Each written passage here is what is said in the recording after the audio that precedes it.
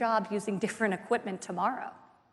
You know, when we met at the White House in March, I was talking to you about all the great benefits of technology. I was talking about the book we had published last year, which described it fully about artificial intelligence, self-driving cars, robotics. And you turned to me and you said, this is all great, but what about the people who are the factory workers and the drivers, and that they may be left behind by this technology generation? And you actually challenged me. And the reason I'm disclosing this publicly is because the paperback version is out today. And it has a chapter that's added because of you, which is about the workforce of the future. Because my empathy is probably very low, and I know I have to work on it. But the truth is that we have to focus on the fact that there is discomfort with change. And my career is focused on change. But this is a big change. And we've always thought that the number of new jobs is going to exceed the jobs that are lost. And that may be true in this case. We don't know. But when you talk about drivers and self-driving cars and some of the other things, it's a challenge. And you started talking about all the different things you're doing. So I'd like to go through some of the things that the White House and the administration are doing. Could you walk us through some of those? Well, I think if this conversation resonated with you, it's because your empathy isn't low. So first and foremost, but you know, this president campaigned on lifting all Americans, but really focused on the forgotten men and women of this country. You just mentioned self-driving cars. Well, in the majority of the states in this country, truck driving is the single largest occupation. So while I share your view that innovation, it can't be bridled, right? It never works. Any country who's tried to impede innovation, they fail to do so over the long run, and they hurt themselves in the short and the medium run. And I also believe that innovation is a net job producer. You know, jobs will be created in industries that don't even exist today because of innovation. Innovation will enable productivity innovation will allow for more inclusive growth. Disabled Americans we were talking about before will be able to use robotic arms to do tasks they wouldn't have otherwise been able to do. So I'm a big believer in innovation and the positive impact that productivity has on an economy and fighting for American dominance in the industries of the future. With that said, it is our responsibility as we think about this country and the health of all Americans to be anticipating where there will be disruption, whether it's long-term or short-term, and coming up with a plan to help transition those people. So when I hear employers would come to me and they'd say, we need more skilled workers, we need more skilled workers, and then I'd read about them laying off segments of their workforce because they were investing in productivity and not having spent the time when they had known 3 years prior they'd be making that investment and upgrading those systems, not taking the time to take those workers and reskill them and retrain them into their job vacancies. Well, I have very little sympathy for that. So I have been fighting, and this president has been fighting, on raising awareness within the private sector through our Pledge to America's Workers, where we have gotten over 400 companies to commit to over 14 million training and reskilling opportunities for their current workforce. So that's upskilling, reskilling, enhanced education opportunities, and for the future workforce. That's apprenticeships, et cetera. There are many people in this audience who have signed our pledge. I was just backstage chatting with Mark Benioff from Salesforce, who's right there. He signed our pledge with us in Indiana. We were together in Indianapolis last spring to skill 1 million American workers over the next 5 years. So we're very excited.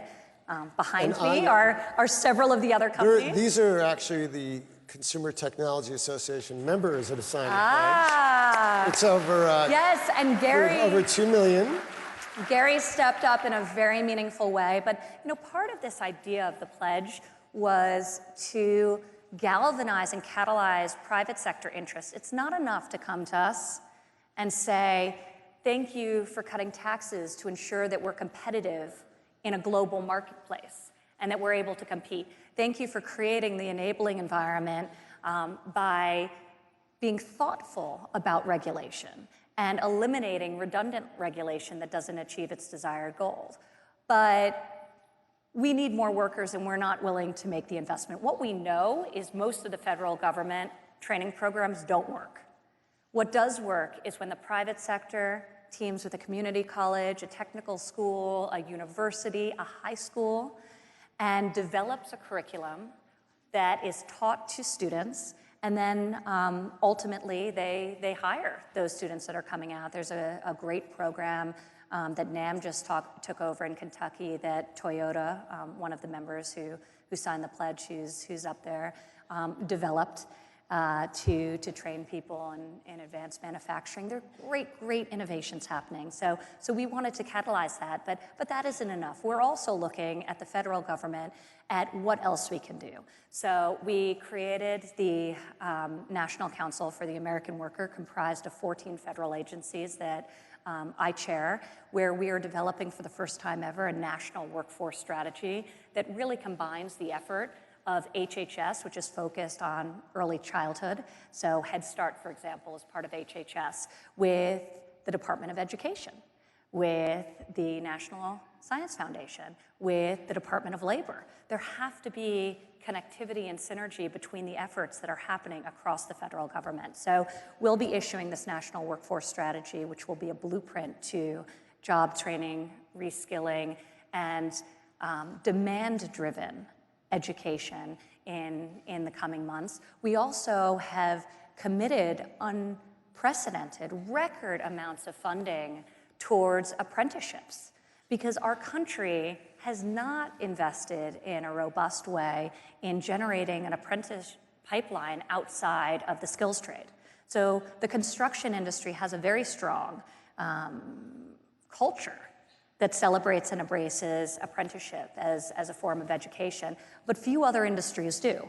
So we've worked with the Department of Labor, and we've put out $300 million of funding to encourage education and apprenticeships to be formed in industries such as cybersecurity, in tech support, in healthcare, industries that should have apprenticeship ecosystems and don't. So there's a lot we're doing. We are trying to model that behavior. On this stage, exactly a year ago, Ginny Rometty, who serves on one of your councils, Chairman and CEO of IBM, announced that we have a partnership with the Consumer Technology Association, that IBM's apprenticeship coalition, IBM's apprenticeship programming would be extended throughout our industry. And we've already had 40 companies sign up and say they want to do that, because you're right, apprenticeships for the skilled trades are very common, and that's accepted.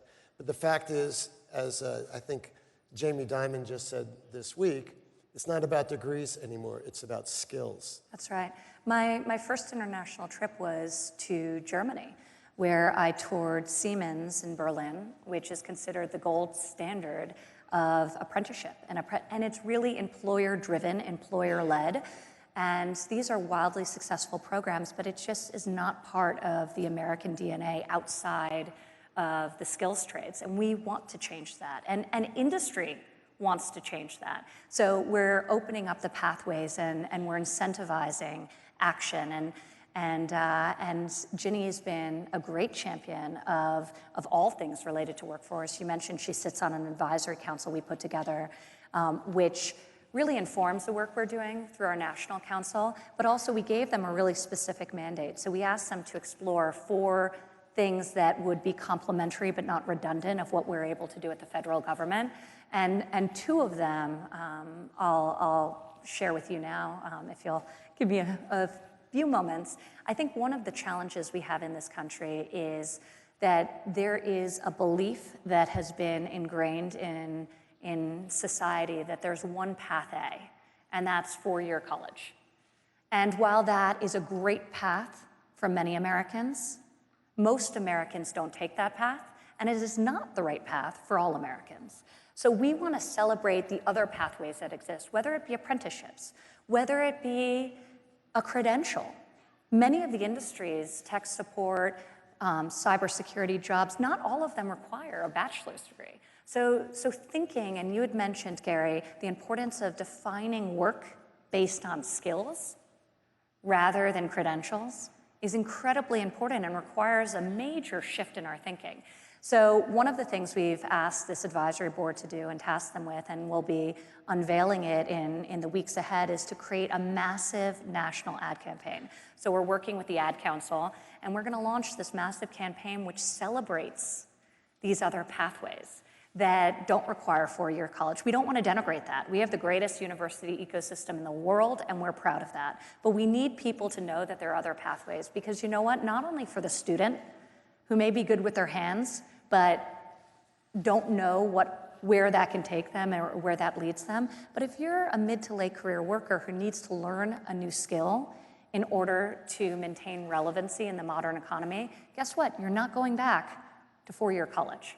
So why not make Pell Grants available to high-quality, shorter-term programming? We're fighting to do that. We've just launched a pilot with the Department of Education, and we're fighting to have legislation passed to make Pell Grants available also to prisoners, those who are eligible and likely to be released. But if you're a mid to late career worker, it is likely today that you may need to be reskilled multiple times in your career, and you're not going to go back to college to do it. So we need to open the aperture and raise awareness around the many options that exist, and the industries are very excited to do that. You look at manufacturing, and I view most manufacturing as high-tech manufacturing these days. In America, manufacturing is high-tech manufacturing. Actually, if you talk to a lot of manufacturers, they get very upset with Silicon Valley because they say, hey, we're the original high-tech.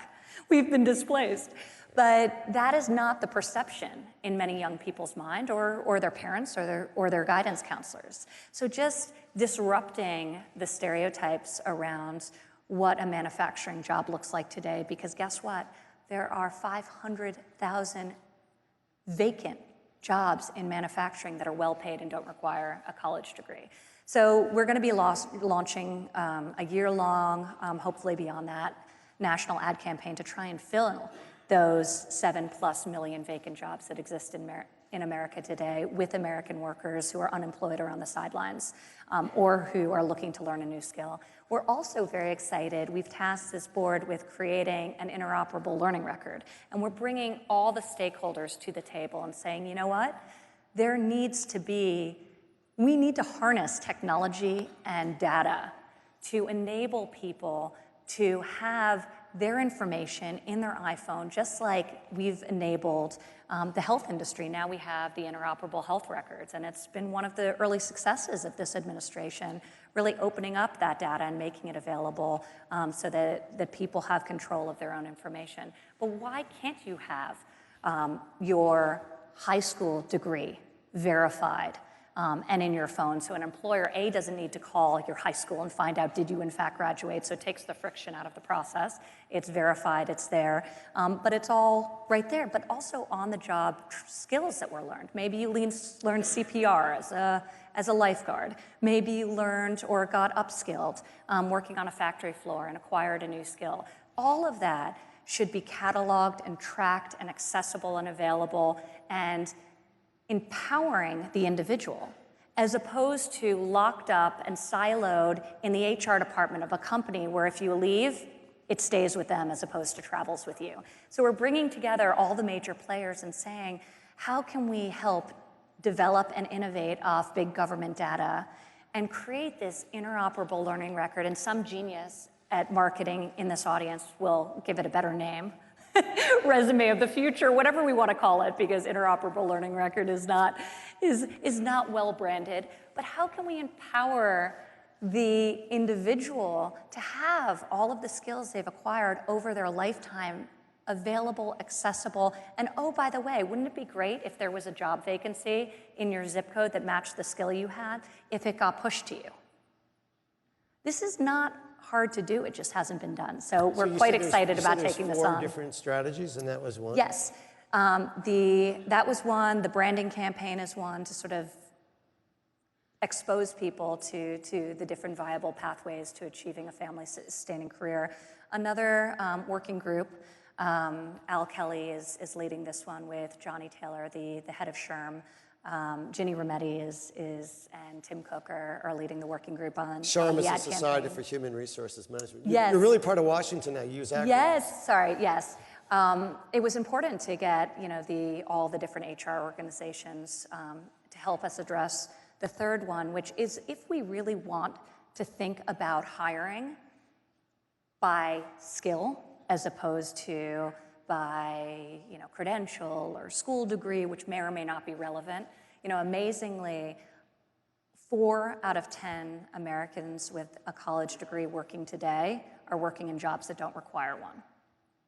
So breaking it down based on the skills as opposed to the degree is really important. So we asked this group to come together and think about HR practices and ways we can disrupt it, and think about hiring in a new way, and really disseminate that information. So not only how companies think about investing in workforce training in terms of their balance sheets, it's the first line item that's cut.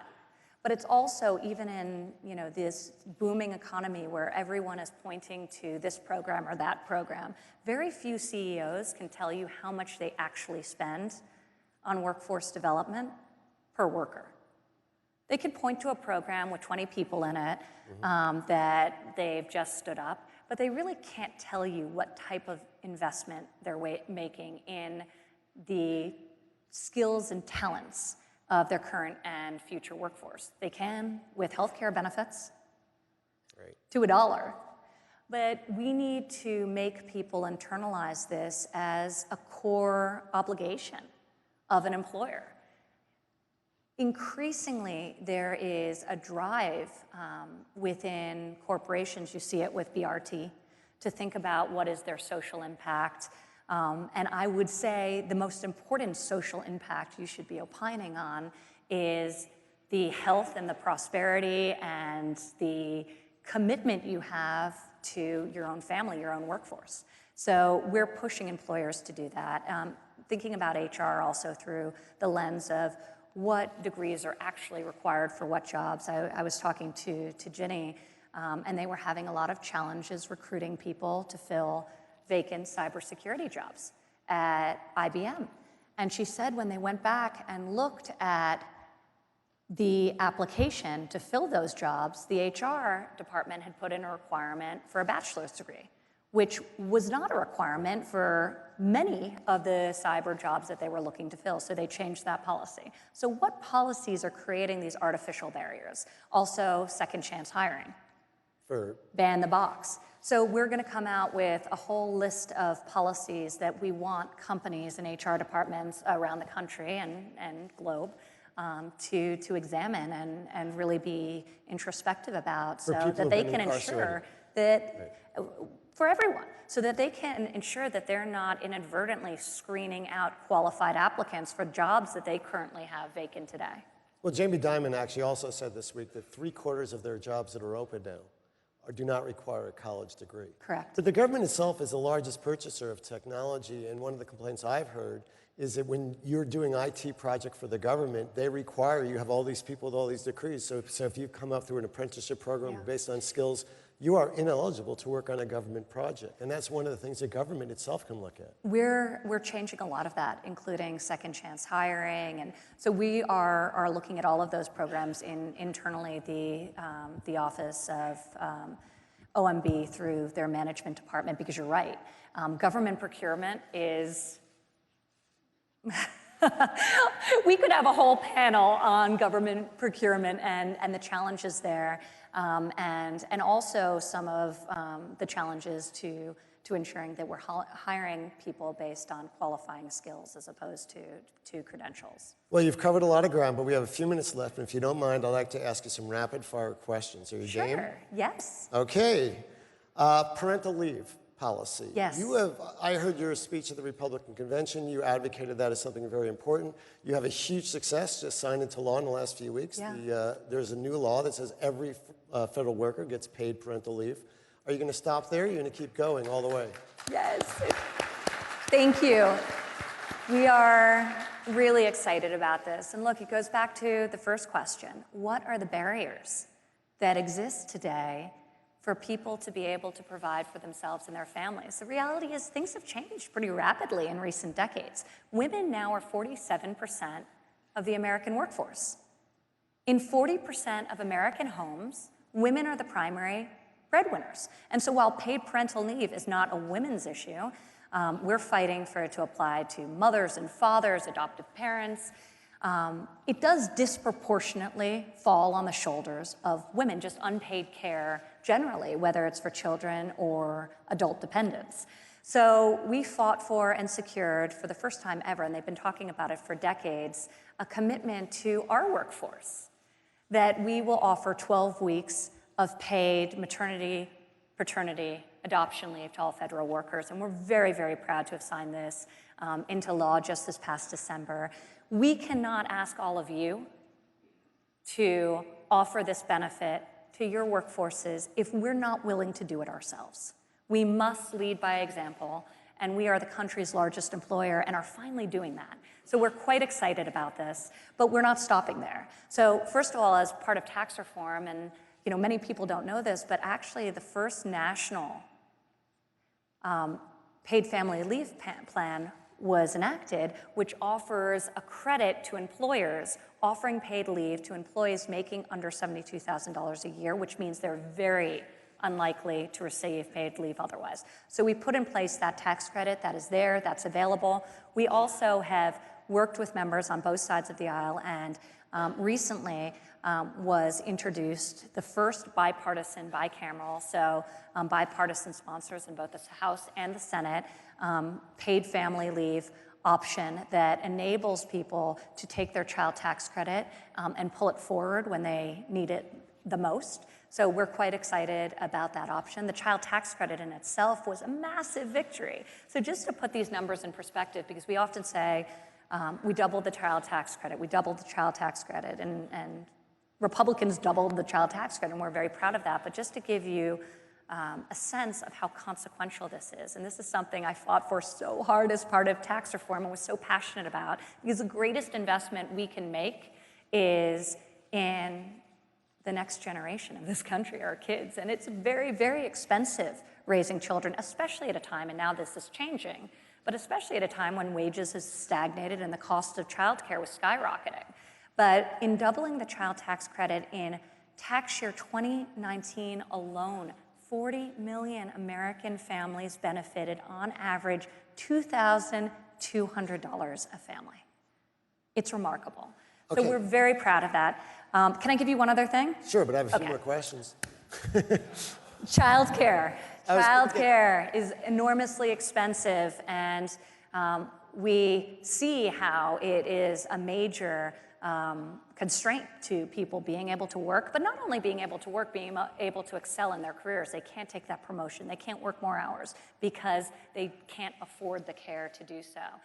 This administration, in the past 2 years, have increased the Child Care and Development Block Grants. That's the largest government program. It's money that's given to governors to offset the cost of childcare for working Americans who can't afford it.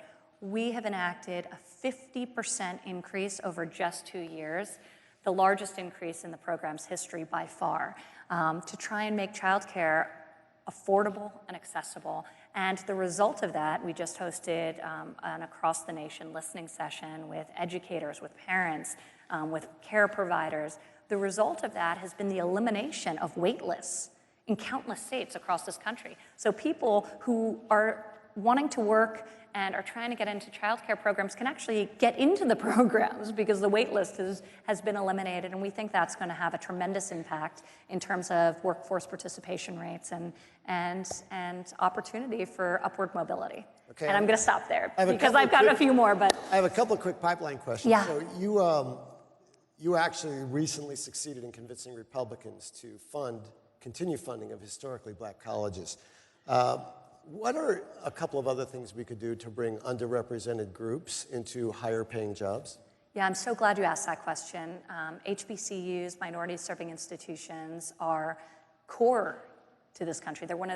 They're some of the greatest institutions. And when you think about diversity in fields like computer science, like STEM, 30% of minority graduates that are working in STEM-related industries graduated from an HBCU. So they're critical to the discussion of diversity in industries that you all represent. So the president has been very vocal and long been a champion of not only funding and upfunding them, because we actually increased funding, but what was happening is they would get reauthorized every 2 years, every 2 years, every 2 years, and their funding was always in a state of flux and at risk. And that can't be for these core institutions, especially when the pipeline that they're helping support is so critical to creating an inclusive growth. So the president fought for and I helped fight for and championed the passage of the Future Act, which not only, and as an aside, which I'm sure all of you will appreciate, simplified the grotesquely complicated FAFSA forms, but it also, for the first time in history, created permanence to funding for historically Black colleges and universities in this country. So that will never be at risk again. And I think that's a big part of the picture. Also, and another thing that we have to think about, that's higher education, our pipeline in K through 12, in schools across this nation. One of the first actions we took, in addition to the president signing some legislation into law that supported women and minority in STEMs and in aerospace in February of 2017. He also, a couple of months later, directed the Department of Education to prioritize STEM and computer science education. And computer science represents a significant chunk, over 50% of all the STEM-related vacancies that exist today. So that computer science focus is critical. But he instructed Secretary DeVos at the Department of Education to prioritize ensuring that all students have access to computer science and STEM education. He committed a minimum of $200 million annually in grants that can be applied for by state superintendents. And he put into the guidance that there needs to be a specific focus on women and minorities as those grants are being considered and contemplated. Separately, we worked alongside with the private sector, and I love always working alongside with the private sector because they really help us scale our ideas and bring thoughtful and fresh perspective to the table. But the day after we announced that, I traveled to Detroit. Again, Salesforce was part of this commitment. So was Lockheed Martin, so was Apple, where we got the private sector to step up and join us in committing an additional $300 million towards the shared goal, again with a focus on creating a pipeline early of women and minorities in these fast-growing, high-paying industries of the future. Great. Another pipeline question. Immigration. Both our mothers are immigrants. My wife, a surgeon, is an immigrant. And research shows that immigrants actually create companies disproportionately, and they're very hardworking. Yeah. How can we keep this pipeline open for the future, especially given the shortage of skilled workers we have now? Well, the president said that he thinks it's absolutely insane that we educate immigrants from across the world, and as they are about to start their business, open their business, become employers, we throw them out of our country. It doesn't make sense. Our immigration system is totally flawed. If you compare our immigration system with that of our neighbor to the north, Canada, it makes no sense. So immigration, I think, would have bipartisan agreement that it needs to be overhauled and become relevant to both the jobs and the skills we need to attract to continue to grow and thrive. But it can't displace the investment that needs to be made in the core skills of marginalized Americans. So that's where we have to be careful. We need to do both. We need to recruit and retain the greatest talent in the world to help us grow and innovate, but we need to invest in American workers and reach over to the sidelines, draw them into our workforce, and equip them with the skills that they need to thrive. And we can't just seek to import that. Well, I know we have way exceeded our time guidelines, and I apologize for that, but it's obvious we have a lot more to talk about. I am so happy that you came here and brought your perspective. Your passion on the issue is contagious. I could say that personally. So thank you very much for coming and sharing, and I hope you get to see a little bit of CES and enjoy Las Vegas. And I look forward, on behalf of the industry, we want to work with you. We want to create jobs. I personally believe that no matter who is president in the future, these type of things that you're putting in place through your leadership, frankly, and your councils, and including the private sector, will and shall continue. They're very important. If we can't come together on this, we can't come together on anything. Well, the truth is they don't get a lot of publicity important. because they're bipartisan. Yeah. Thank you very much. Thank you. Thank you. Thank you, everyone.